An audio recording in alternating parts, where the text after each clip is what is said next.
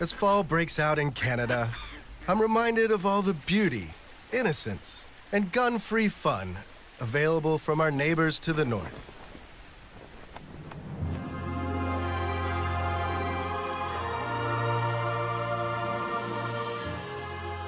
There's the majesty of Toronto, vast hockey rinks, spectacular batches of poutine, and gallons of maple syrup that you can chug openly and guilt-free, for this maple syrup is pure and nourishing.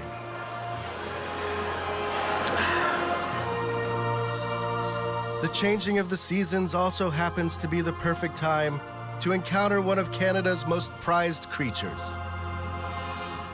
the artificial intelligence nerd.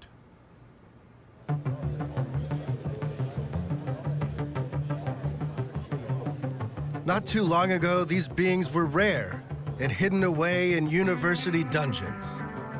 But today, they flourish. They primp with instinctual grace. They wave their hands impressively to assert their intellectual dominance. They carb load like overpaid professional athletes. And this makes some sense, because they're among the best paid professionals in the world. Together, these creatures did something truly remarkable. Without anyone paying much notice, they gave birth to an AI revolution. They turned Canada, yes, Canada, into one of the great AI superpowers. This is the story of how all this came to be. It's the story of one nation's quest to teach computers to think like humans. It's the story of what this science experiment will mean for all our lives and for the future of the human species. So if you're a human, or something trying to imitate one, you'll want to pay attention.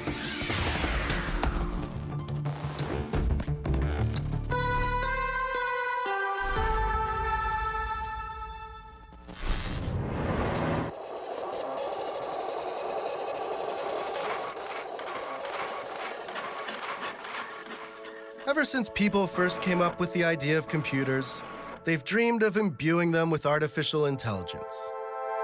I am a smart fellow, as I have a very fine brain. That's the most remarkable thing I've ever seen. AI is just a computer that is able to mimic or simulate human thought or human behavior. Within that, there's a subset called machine learning that's now the underpinning of what is most exciting about AI. By allowing computers to learn how to solve problems on their own, machine learning has made a series of breakthroughs that once seemed nearly impossible. It's the reason computers can understand your voice, spot a friend's face in a photo, and steer a car. And it's the reason people are actively talking about the arrival of human-like AI, and whether that would be a good thing or a horrific end-of-days thing. Many people made this moment possible, but one figure towers above the rest. I've come to the University of Toronto to see the man they call the godfather of modern artificial intelligence, Geoff Hinton.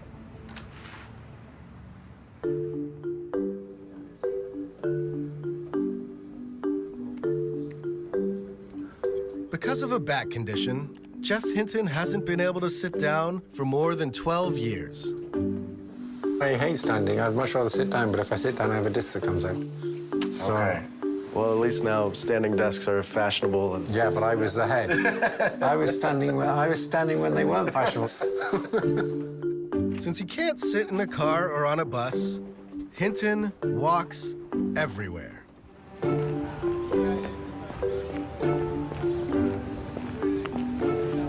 The walk says a lot about Hinton and his resolve. For nearly 40 years, Hinton has been trying to get computers to learn like people do, a quest almost everyone thought was crazy or at least hopeless, right up until the moment it revolutionized the field. Google thinks this is the future of the company, Amazon thinks it's the future of the company, Apple thinks it's the future of the company. My own department thinks this stuff's probably nonsense and we shouldn't be doing any more of it. So I talked everybody into it except my own department. You obviously grew up in the UK, and you had this very prestigious family full of famous mathematicians and economists. And I was curious what it was like for you. Yeah, there was a lot of pressure. I think by the time I was about 7, I realized I was going to have to get a PhD. Did you rebel against that, or you went along I with it? dropped out every so often. Yeah. I became a carpenter for a while. Geoff Hinton, pretty early on, became obsessed with this idea of figuring out how the mind works. He started off getting into physiology, the anatomy of how the brain worked. Then he got into psychology. And then finally, he settled on more of a computer science approach to modeling the brain and got into artificial intelligence. My feeling is, if you want to understand a really complicated device, like a brain, you should build one. I mean, you could look at cars and you could think you could understand cars. When you try and build a car, you suddenly discover that there's this stuff that has to go under the hood, otherwise it doesn't work. Yeah. As Geoff was starting to think about these ideas, he got inspired by some AI researchers across the pond. Specifically this guy, Frank Rosenblatt.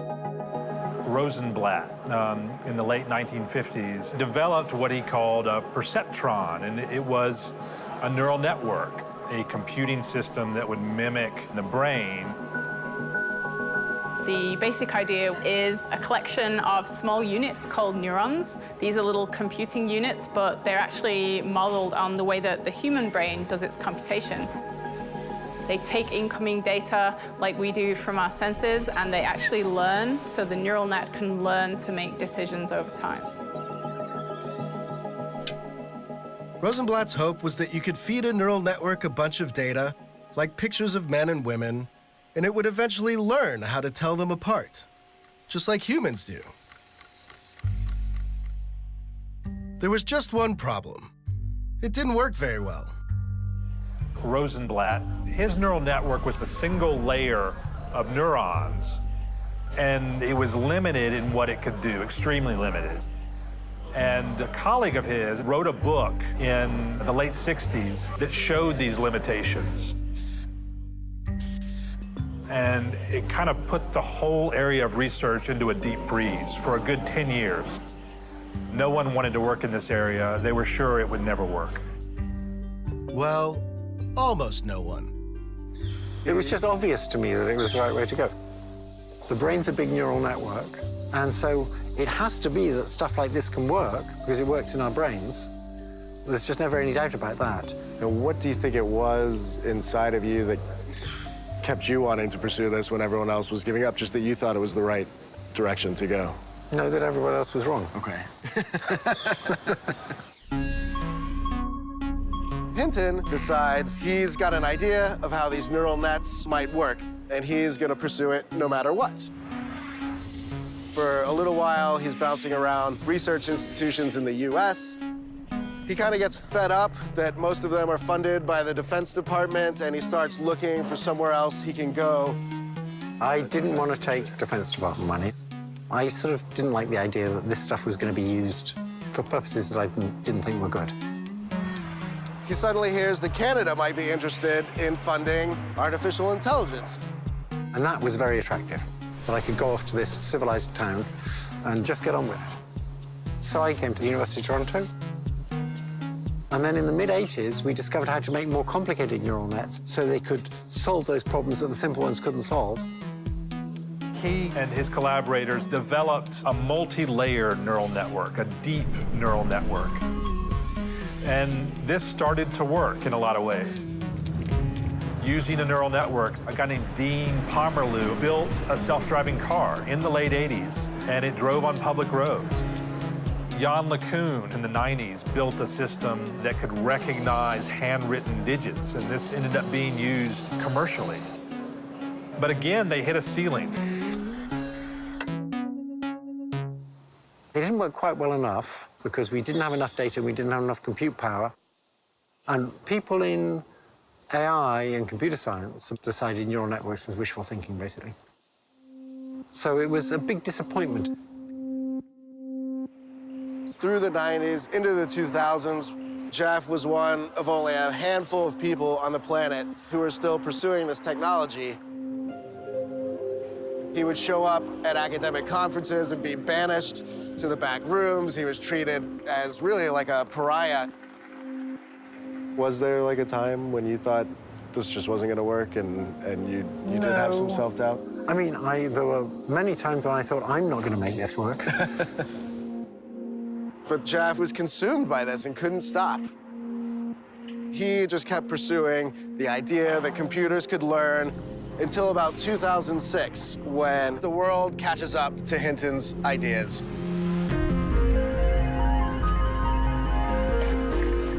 Computers were now a lot faster. And now it's behaving like I thought it would behave in the mid-'80s. It's solving everything. The arrival of super-fast chips and the massive amounts of data produced on the internet gave Hinton's algorithms a magical boost. Suddenly, computers could identify what was in an image. Then, they could recognize speech and translate from one language to another.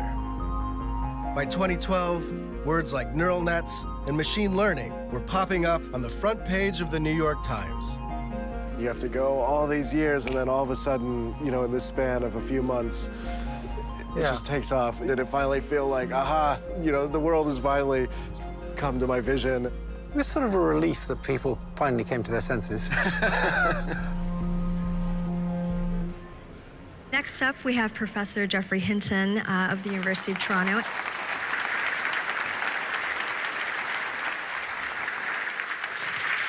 Thank you.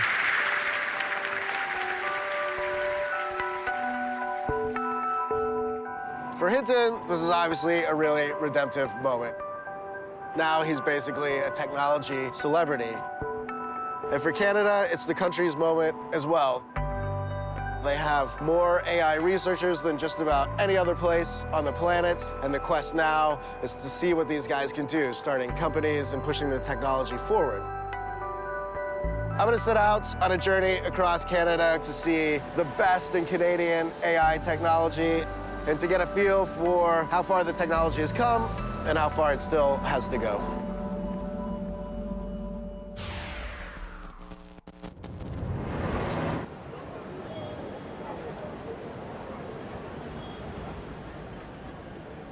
Here is a city that gets right at the central tension of modern life and the unfolding AI revolution. It's Montreal, a place filled with beauty and old-world charms that asks you to move slowly through its streets and to chill for a while, reflect, and think deep thoughts.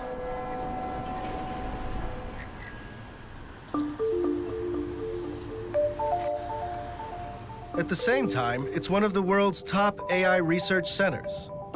Students flock here from all over the globe to get deep with machine learning and to take Geoff Hinton's ideas and figure out how to turn them into products we all use. To see just how successful they've been, look no further than your pocket. All this stuff started out as hardcore computer science, but over the last 5 years, AI has invaded our everyday lives. Your smartphone is packed full of AI-powered apps, including something like Google Translate that lets you point your phone at a magazine that's written in French and read it as if you were a local. Engineers have been trying to get computers to translate text like this for decades, but it was Geoff's neural nets that finally made it possible. Thanks, Geoff. And it's not just your smartphone. Neural networks are heading for the open road. Off we go.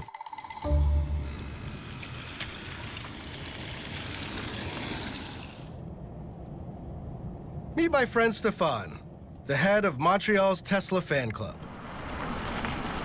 I'm driving a Tesla for a little bit more than 4 years and a half. Do you have people asking you for rides all the time? Yes, all the time. Without... Maybe that's because of his fancy pants autopilot, Tesla's semi-autonomous driving system that kicks in when road conditions are right. So that's it. Autopilot's on. Yes, and it's driving by itself. So we need to pay attention. We don't have to drive. Yeah, it's crazy.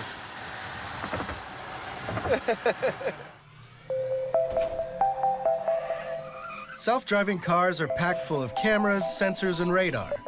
When teamed with computer vision neural nets, it's this technology that lets the cars build a picture of the world.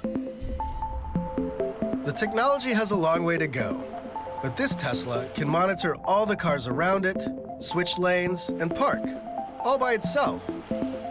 Thanks, Jeff. So you were living in the future. Yeah. You know, when you try it once, it's very difficult to do without it because I just can be relaxed. And we can drive like this. Oops. There's a stop sign. So that's why we still need to pay attention.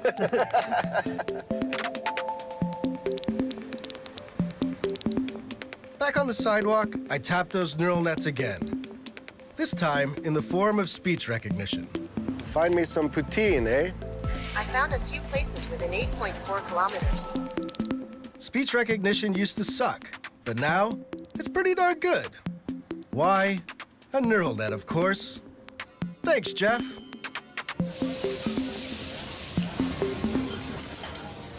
The Google Brain sent me here for an artery-hardening affair with poutine. Once a simple Quebec dish of cheese curds, French fries, and gravy, it's been disrupted. The Dan. Pepperoni, bacon, and onions. Here we go. It's gooey, glorious, and blessedly algorithm-free. We'll know the humans are toast when they can make stuff like this.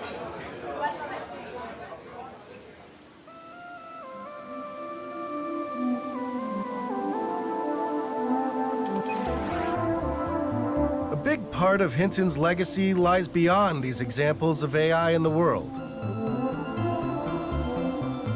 He's also inspired a legion of disciples spreading the good word of neural nets.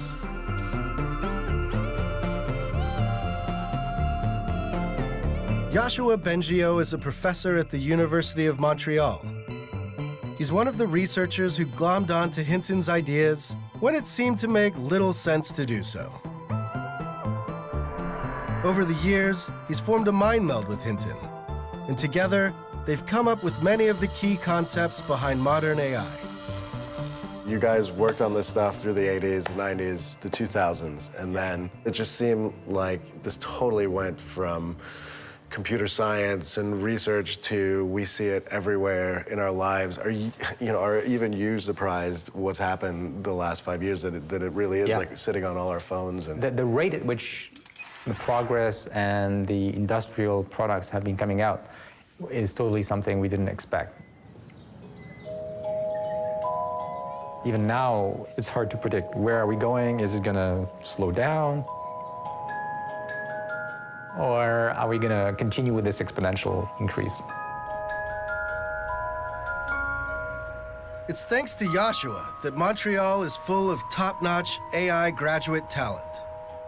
This in turn has brought tech giants like Google and Facebook to town, along with their ample checkbooks. to me, it seems like if you're good at AI, you can make $200,000–300,000 a year.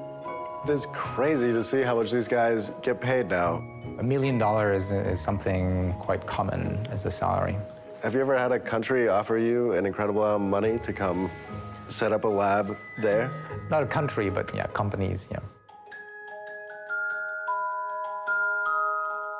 But Yoshua has rejected the lucrative offers of Big Neural Net. He remains committed to the ivory towers of academia, which is a better fit for his philosophical approach to AI. You've got guys like Elon Musk and Stephen Hawking that sometimes paint this technology in a very, very dark light, that it could run amok and start doing things on its own. What do you feel when you hear people say things like that? I'm not concerned about technology running amok. The Terminator scenario, I think, is not very credible. And I also believe that if we're able to build machines that are as smart as us, they're also smart enough to understand our values and to understand our moral system and so act in a way that's good for us. Now, I think there are real concerns, which is essentially misuse of AI to influence people's minds. It's already happening with political advertising. Yeah, I mean, we've already seen like the stuff from Facebook. So I think we should be careful about this and try to regulate the use of AI in places where it's morally wrong, ethically wrong. I think we should just ban it and make it, illegal. It's comforting that Joshua has these concerns. But hop down the road from the university, and reality, or what's left of it, becomes messier. This tiny room is the home to a startup called Lyrebird. It was founded by Joshua's former students and has built an app that can clone your voice. Are you speaking about this new algorithm to copy voices? This is huge. It can make us say anything now, really anything. One of its founders is this guy, Mexican expat Jose. He taught me the art of the clone. So you will need to record yourself for a few minutes of audio. Thousands of letters danced across the amateur author's screen. When you start to eat like this, something is the matter. You guys better quit politics and take in washing. I don't know where that one came from. Okay, so create my digital voice now. Creating your digital voice takes at least 1 minute. 1 minute? My God. Yeah, so before, to create some artificial voice of someone, you would need to record yourself for at least 8 hours. Test your voice. All right, so now I get to type something. Yeah, so the moment of the truth. Okay. Once Lyrebird's AI has worked its magic, after I'm done typing, Oh, gotta spell better. any words I put into the app can be played back in my digital voice. And here's the crazy thing. Even words I never actually said in the first place. Artificial intelligence technology seems to be advancing very quickly. Should we be afraid? I mean, I can definitely hear my voice in there. That's really interesting. I just picked those words at random, and I definitely did not say some of them, and it's like flawless in being able to sort of pick from just about any word and manufacture it. Hello World is the best show I have ever seen. This technology seems sweet, but lends itself to all manner of trickery. I've popped back to my hotel to test out the Lyrebird technology a little bit, and you can see some really obvious ways that this could be abused. This is fake Donald Trump talking. The United States is considering, in addition to other options, stopping all trade with any country doing business with North Korea. And then you could picture somebody taking over your voice and creating some mayhem in your personal life. Now, to really put my computer voice to the test, I am going to call my dear, sweet mother and see if she recognizes me.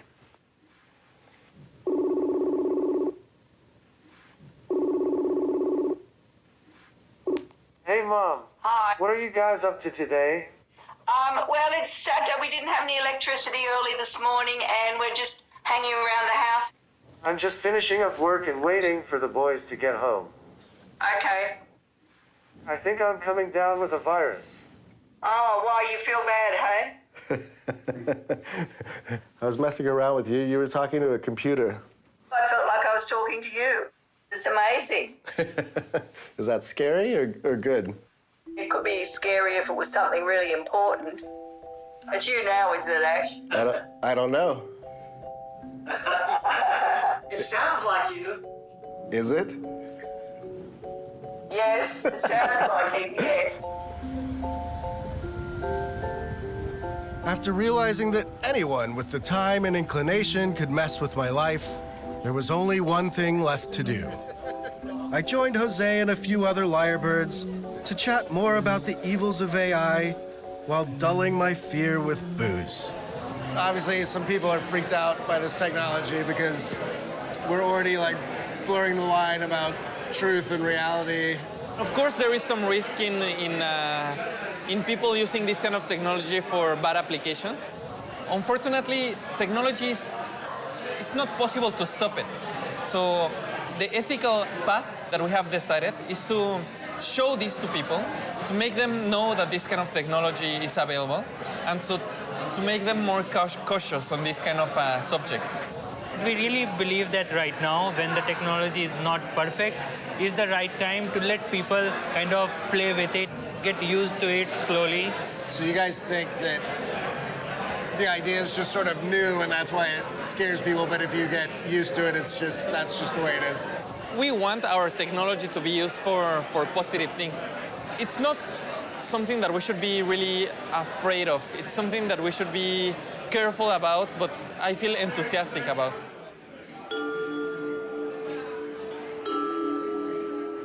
It's nice to be enthusiastic. It's also nice to meditate on the consequences of your inventions, instead of turning our souls over to chance and blind luck. But it is kind of cool to be a cynical bastard in my new artisanal computer voice. Welcome, Russian friends, to our huge, wonderful, and very pure elections.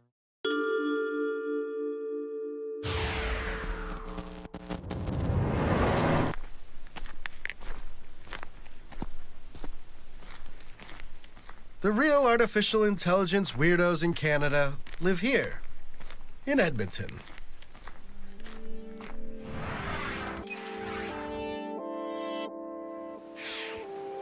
This is a large, but very, very cold and very, very flat city that is more or less in the middle of nowhere.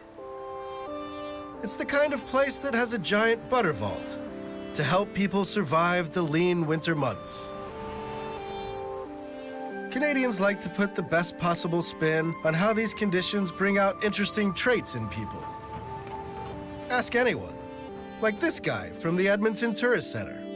Well, Edmonton's one of those cities that isn't, automatically listed in the top cities in Canada in terms of size or scale or notice even, but it's always had a really neat quality to it of that Western independent spirit that you see very much in Alberta in general, combined with a conscience and a thoughtfulness. Over at the University of Alberta, some of the most far-out AI research in the world is taking place. The man I'm here to see is the university's very own AI godfather, Rich Sutton. Rich is considered one of the great revolutionary thinkers in AI. You are not Canadian? I am Canadian. You are, but not by birth? No, I was born in the U.S., but now I'm just Canadian. Okay, and what brought you to Canada? The politics. I wanted to get away from difficult times in the United States. The United States was invading other countries in 2003 when I came here, and I didn't care for all that. Sutton entered the field of AI in the mid-'80s. And like Jeff Hinton and Yoshua Bengio, he was a big believer in neural networks. But Sutton has a different idea about how to further the technology.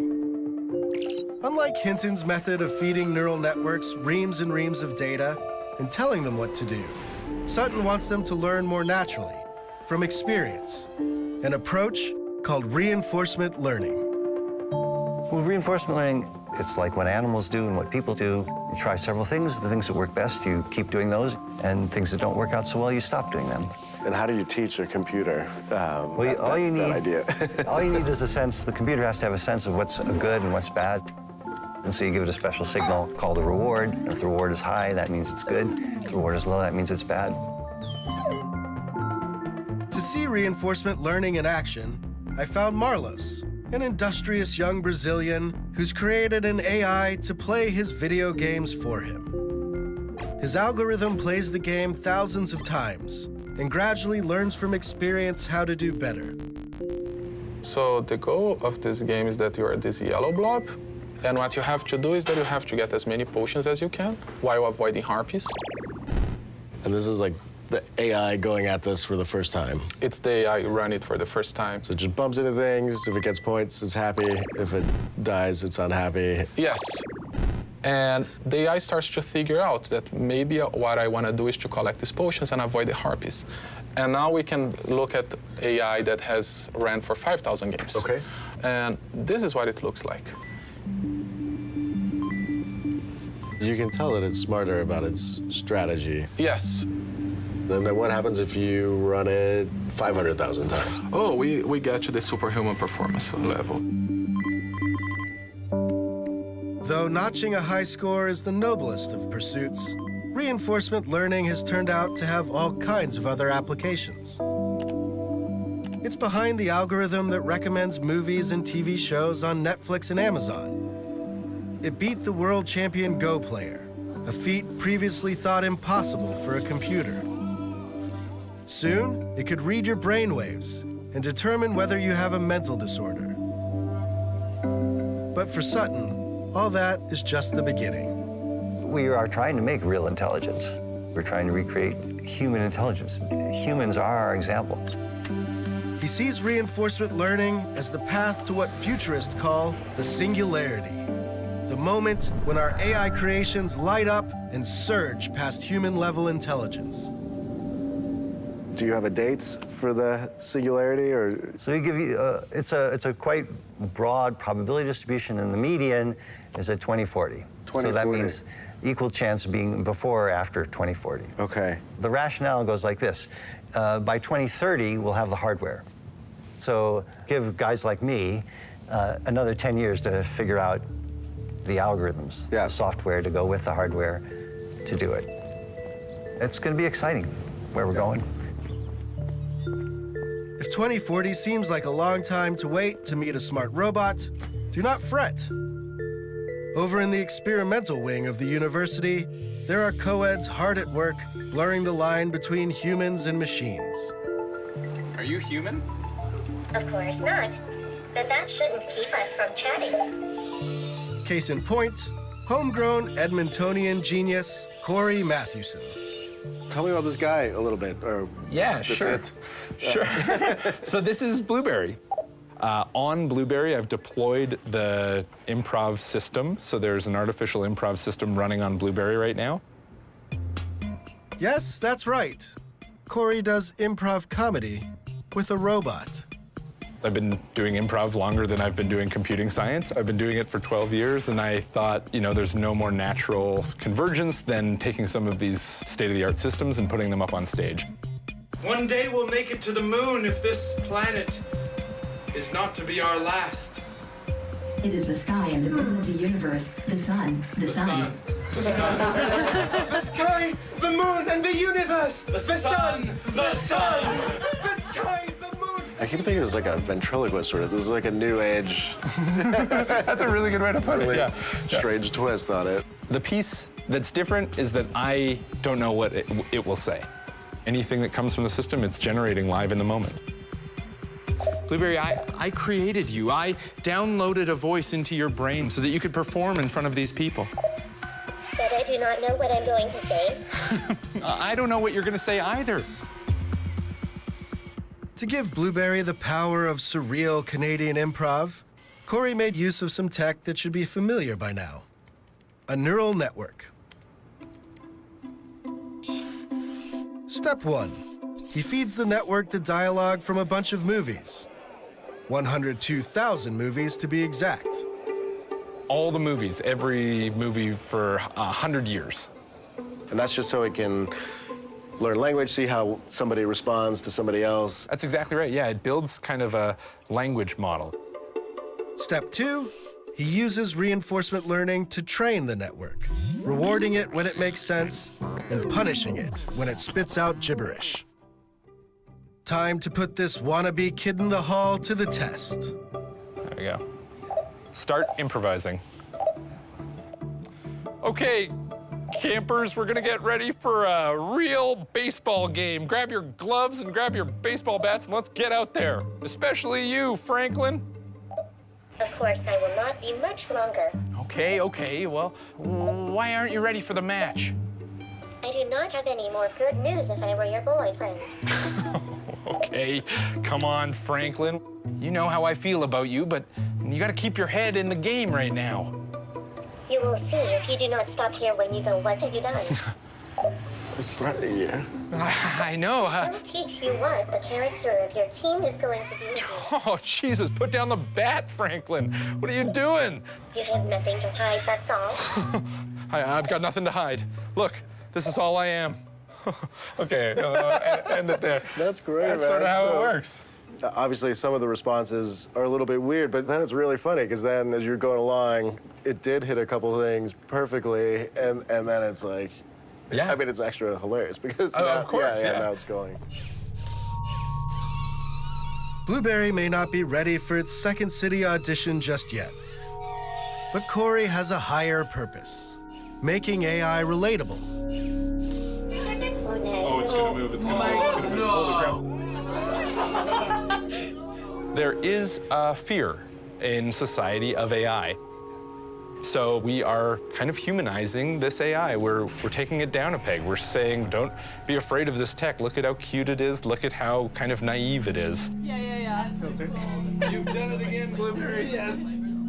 Isn't there a flip side to that, though? Then you make it cute, and then people start to accept it, and you know, then we wake up. I mean, I don't think that will happen in my time. The singularity may be near, or it may be not so near. But if the inhabitants of this oddly beautiful place keep pushing the technology, they just might create something alarmingly human-like one day. For Rich Sutton, it's not a question of whether we'll get there, but whether we'll be able to accept our mechanized brethren. Our society will be challenged. You know, it's just like every time, you know, our black people, our women people, we will do the same thing with robots eventually. Are they allowed to own property? Are they allowed to earn an income? Or do they have to be owned by someone? But a robot's obviously not a person. Right? No.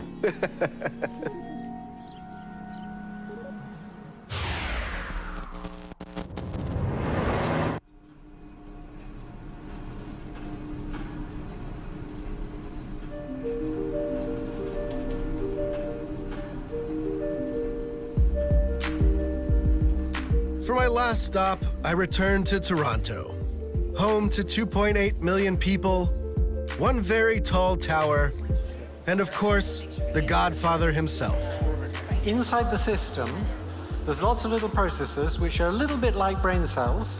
They work a little He may be an import, but Jeff Hinton has done something truly exceptional for Toronto. He's turned this city into an AI mecca, where AI conferences like this one seem to take place daily.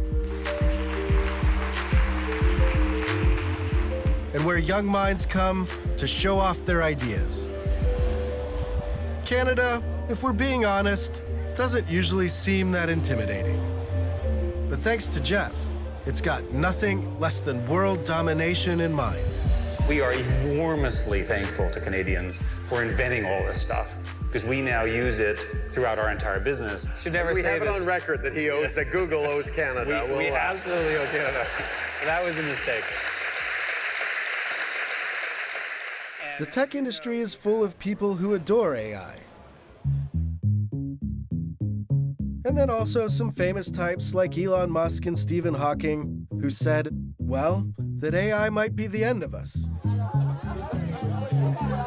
To consider such dystopia in the proper light, I've come to Toronto's geekiest bar. Hello, George. To encase myself in this steel container with George Dvorsky. He's a writer for Gizmodo and an AI philosopher. Well, since we're in the apocalyptic bar, what is the con case around AI? What's the nastiest scenario that everybody's worried about? Unfortunately, there's no shortage of nasty scenarios, and I think this is what makes artificial intelligence such a scary thing, is all the different ways that it can go wrong. It can be everything from an accident, you know, where we just didn't think it through. We gave a very powerful computer instructions to do something. We thought we explained it articulately. We thought we gave it a concrete goal, and it completely took a different path than we thought it would, in such a way that it actually caused some great damage. And I'm sure you've heard the old paperclip example, where you're a paperclip manufacturer and you say, hey, we need lots of paperclips. And because the artificial intelligence has so much reach and so much power, it actually starts to go about converting all of the matter and all the molecules on the planet into paperclips. Before you know it, we've now converted the entire cosmos into paperclips. It's a crazy scenario, but it's an illustrative scenario. We can't be dismissive of the perils. I think that's exceptionally dangerous. And I don't think it's too early to start raising the alarm bells about it. Being turned into Clippy sounds awful. But fear not. We'll have years to ease into that sort of suffering as AI steadily plucks off one job after another. The first to go, of course, will likely be the always screwed factory workers. Which brings us to Suzanne Gildert, a budding AI overlord and founder of robotics startup Kindred AI.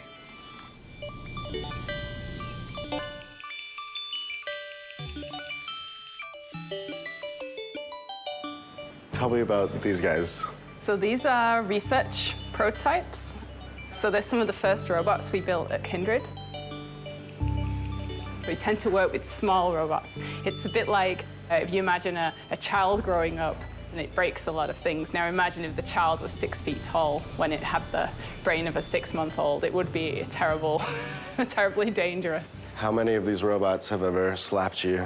I have been hit in the face by robots a couple of times. And is that like, Suzanne seems nice enough. She makes exotic digital art. And she loves cats to the point where she's built a robotic fleet of them for the office. This one, I believe, is called Pinkfoot. It's a quadruped robot loosely based on a cat anatomy, although it's not a very highly faithful representation yet. And then when you were growing up, you would build things as well? Yeah, that's correct, yeah. So I was really enthralled by electronics at an early age. I guess most little girls would be looking at trays of beads and things, and I was looking at trays of like resistors and capacitors and little components, but having the same kind of reaction to them. But don't be fooled by the hobby electronics and the cute catbots. Suzanne is a keen businesswoman. And Kindred has recently embarked on its first commercial venture. What's going on here is we have a bank of robots that are learning. So they are continuously running, picking up objects. And these would run all day? All day, all night.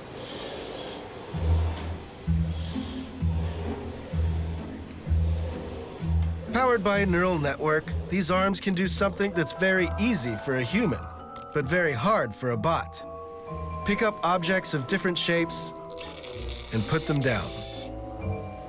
Most factories still use people to do that sort of thing. Lots and lots of people. Today, everyone's shopping on e-commerce. Thousands and thousands of different types of objects, shapes, textures, weights. How do you pick that up? Right now, it's humans. You have millions of humans in warehouses just like picking up things and putting it into another location. So we're teaching our robots how to do that.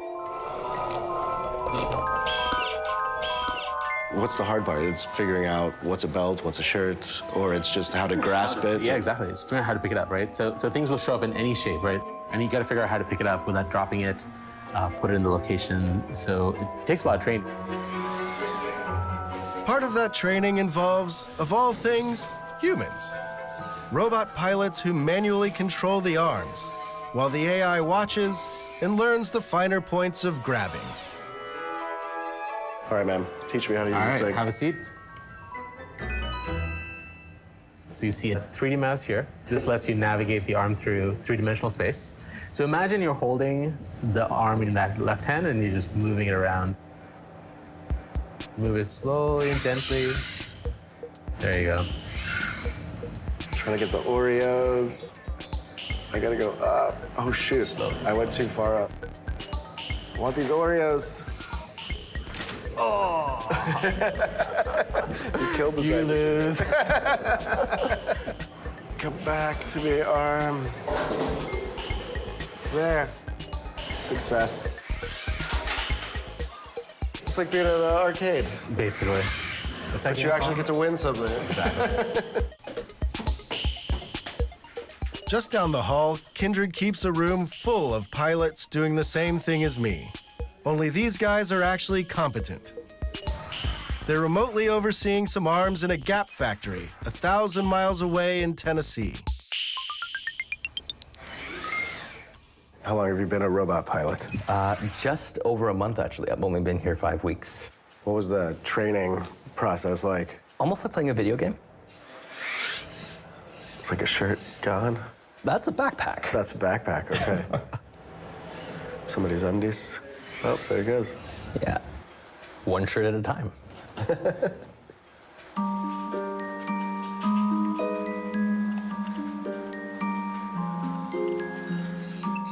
As the arms observe their human guides, they gradually learn how to do better at picking up t-shirts and shoeboxes.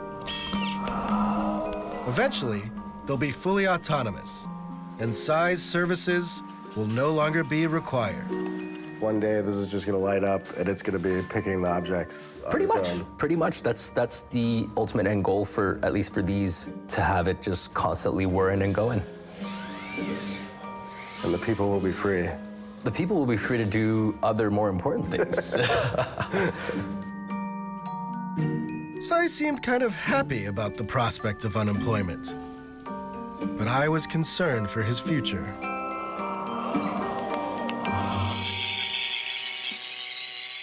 Isn't there something grim about the human training there? And Yeah, it's not good to take people's jobs away, but this kind of technology coming into the workforce should make us start thinking about how we're going to pay people in the future, because AI is not just going to automate, manual labor jobs. It's going to automate things like doctors and lawyers and accountants very soon. So I think there's going to be issues. There's going to be a lot of disruption when these things come online. Suzanne is a realist, but she's also an optimist. In her vision of the future, robots won't be mindless competitors to humanity. They'll be full-fledged citizens like the rest of us. one of the crazy ideas I've seen you talk about was you've got a robot and it's working in a factory and then it's got to go, maybe it gets paid a wage and it goes to buy lithium-ion batteries to keep it going. Why would that have to happen? I mean, through having a physical body, they will have a lot of physical needs, just like we have. You might have to go to the repair shop to get like a motor looked at or something like that, and they'll have to pay someone to do that. I think they'll just be contributing to our economy in the same way we do. And if they have brains like us, they'll want to explore new things they've never seen before. They'll want to learn things. They'll want to perhaps rest so that their mind has time to consolidate all this new information. I keep trying to picture it in my head, though. So this is the robot worker. Does he go home and sit on the couch and watch TV after work? And he's... I don't see why not. I'd probably watch cat videos like the rest of us. I mean, when you... It's hard to tell sometimes if Suzanne is laughing with us or at us. But she's not alone in her cautious optimism for the future. I think there's always a sense that, technology can be either used for good or used for bad. I'm reassured that Canada is part of it in terms of trying to set us on the right path. On the whole, being responsible and thoughtful about the power we're gaining by research and learning is the right trend line. And I don't think AI is automatically doomed to some dystopian outcome.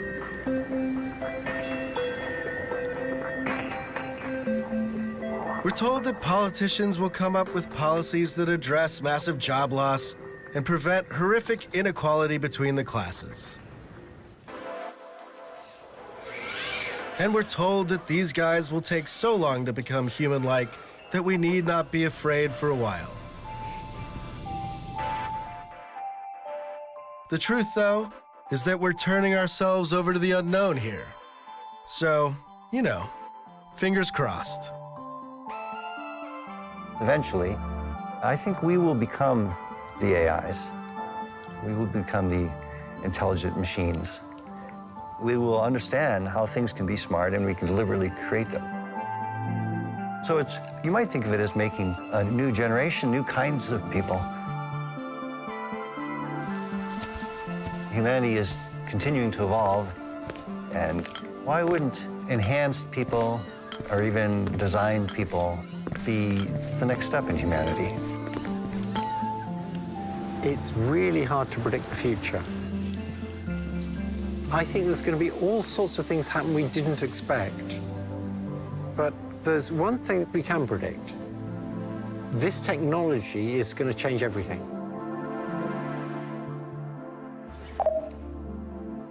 Goodbye. Goodbye. Goodbye. Goodbye. Once I power you down, that's it. Then if you do not mind, I will never see you again. Yeah. That's right. We'll end it right there. That was getting deep. That was getting really deep.